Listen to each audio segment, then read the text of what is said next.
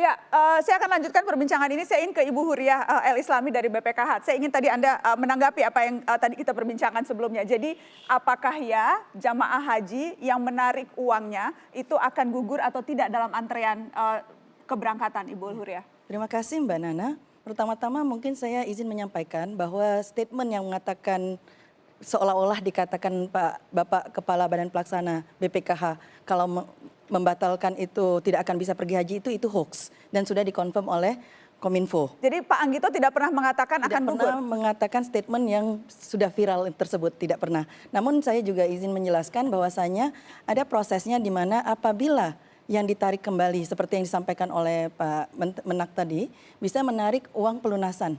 Dan itu dari tahun lalu pun sudah dilakukan, kita sudah mendapat data untuk tahun lalu itu sekitar 569 orang. Sehingga Maret sebelum pengumuman sudah ada yang membatalkan dari haji biasa dan haji khusus ada sekitar 162 orang. Tidak apa-apa Mbak, bahkan sehingga tanggal akan ditarik pelunasan itu tetap dikelola BPKH tetap akan mendapat nilai manfaat. Namun apabila yang dilakukan seorang jamaah itu adalah membatalkan, artinya semua dananya ditarik, ya baik setoran lunas maupun setoran awal dan semua dana nilai manfaat yang sudah dari rekening virtual, otomatis sesuai peraturan perundangan dia membatalkan porsi. Oke. Sehingga kalau dia mendaftar lagi ya masuk urutan semula. Oke, Bang Rocky, Anda melihat ini cuma hanya pengelolaan informasi yang tidak cermat saja yang membuat kebingungan-kebingungan muncul, atau memang hoax-hoax yang beredar yang memang terlalu banyak yang akhirnya membuat bingung publik? Pasti hoax itu akan terumpan di dalam keadaan disinformasi itu. Jadi kekacauan informasi itu lahan sumber hoax. Jadi Anggito ngomong begitu, mungkin satu kalimat, tapi kita mesti pastikan dulu, kan bisa diforensik apa Anggito ngomong begitu, atau seluruhnya yang hoax, atau ada bagian yang memang Anggito ucapkan itu. Kan itu nggak bisa dikelirkan hari ini kan Ibu mesti minta ke Kemeninfo kan. Jadi bagian-bagian itu tuh. Jadi kalau saya bikin analisis, ya tentu nggak mungkin saya terangkan itu, misalnya begini nih, saya coba bikin lebih simpel ini. Saudara Yandri dari PAN itu, tiba-tiba dia minta debat dengan saya tuh. Saya oposisi itu. Lalu orang menganggap Yandri ingin memperlihatkan pada presiden bahwa dia ingin menundukkan oposisi itu. The unspeakable itu yang tiba sebagai alat untuk menganalisis. Ada apa PAN? Mau memberi sinyal bahwa kita membela istana sekarang? Itu hak orang buat bikin analisis. Tapi betulkah dugaan atau analisa itu? Sekali lagi, niat tulus saya itu untuk meluruskan yang hoax-hoax itu biar jamaah bingung gitu loh. Yang melurusin hoax itu adalah Kominfo. Saya ini disumpah oleh Al-Quran untuk memperjuangkan aspirasi rakyat dan menyebarkan informasi yang benar. Dan saya ketua Komisi 8 loh, yang langsung berhubungan dengan Kementerian Agama dan BPKH Haji yang kita urus. Jadi kalau ada yang tidak benar, wajib bagi saya untuk menyampaikan hal yang benar. Yang saya ketahui gitu loh. Gak ada hubungan sama PAN ingin kemana-kemana, gak ada, itu terlalu jauh juga. Bang Rocky memang terlalu liar menurut saya analisa, memang ya, tapi hak dia lah. Oke, ya kan? Coba kita lihat akibatnya nanti ya. Baik. Oke, semester ini kita lihat akibatnya. Baik, karena yang jelas kemudian berkaitan juga dengan dana, Ibu Huriah. Yang juga menjadi viral di media sosial dan jadi perbincangan publik adalah video ini, video yang kemudian diunggah atau ditayangkan di tweet mantan Menko Maritim Riza Ramli yang menyebut soal Ma'ruf Amin, Kiai Haji Ma'ruf Amin. Kita lihat dulu cuplikan yang ini. Kan memang boleh diinvestasi itu. Sekarang saja mungkin ada 35 triliun itu sudah digunakan untuk sukuk. Sukuk itu surat berharga syariah negara, SBSN. Dan itu sudah mendapatkan fatwa dari Dewan Syariah Nasional Majelis Ulama Indonesia, dan saya sudah menandatangani itu untuk kepentingan infrastruktur, untuk apa lain-lain. Nah, justru dana haji itu harus digunakan pada proyek-proyek yang aman, yang misalnya itu penggunanya itu pemerintah, seperti misalnya jalan, lapangan terbang, kemudian juga pelabuhan, atau apa. Jadi nanti ada skema syariahnya ada dan sudah ada. Kalau pemerintah tidak riskan, kalau ke swasta memang ada risiko. Ya, yang jelas video itu memang muncul bertepatan dengan momentum menjelang keputusan pemerintah yang tidak jadi memberangkatkan jemaah haji. Dan sudah ada bantahan dari juru bicara wakil presiden yang spesifik menanggapi soal tudingan itu seperti ini. Muncul ya, cuitan viral, bahkan dari Bapak Rizal Ramli ya. Dia mengatakan, hayo ngaku siapa yang tanda tangan dana haji bisa dipakai infrastruktur. Ya, sudah rame pada sembunyi deh.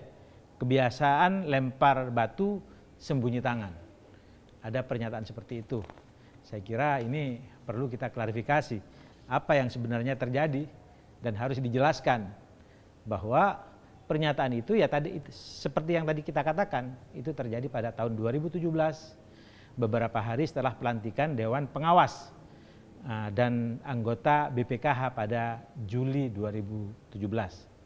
Ini bukan pernyataan baru ya, yang seolah terkait dengan keputusan pembatalan pemberangkatan jamaah haji pada tahun 2001 sekarang. Ya.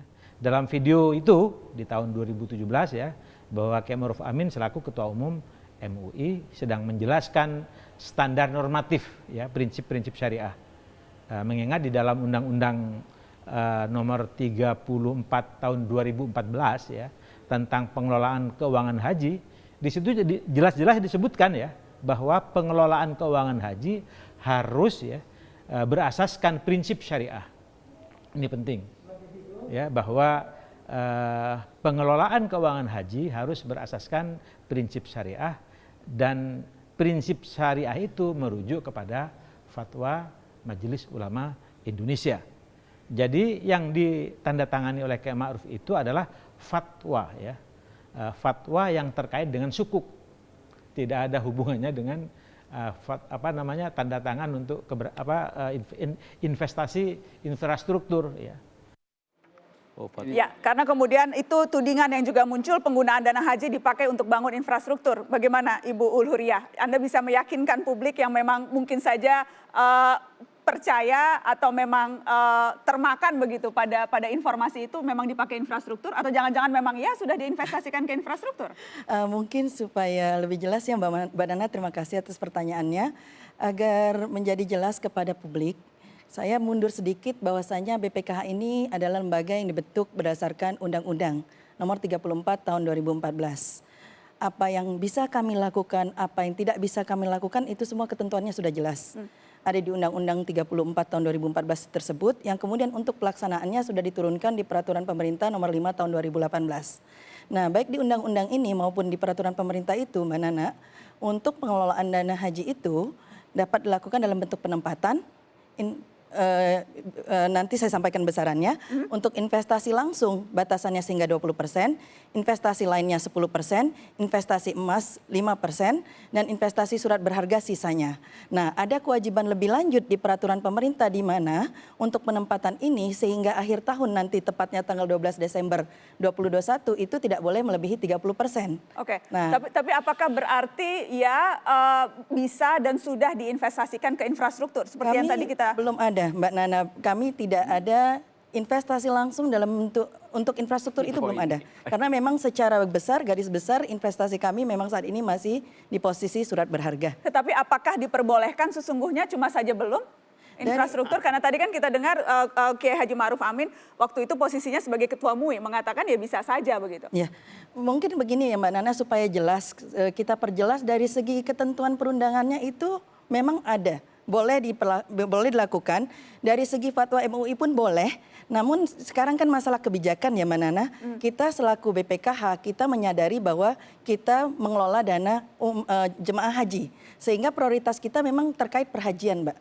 Kita prioritas kita bukan berarti align dengan pemerintah, tidak. Karena memang sudah ada objektif di UU 34 di mana kita harus fokus ke 3 hal, yaitu meningkatkan kualitas dana pengelolaan haji, penyelenggaraan ibadah haji, efisiensi dan rasional biaya penyelenggaraan haji dan nilai manfaat. Jadi infrastruktur seperti yang kemudian banyak beredar dan sebagainya itu Anda pastikan tidak ada. Ya. Nanti saya kasih waktu untuk menanggapi setelah pariwara, tetap di sini di Mata Najwa.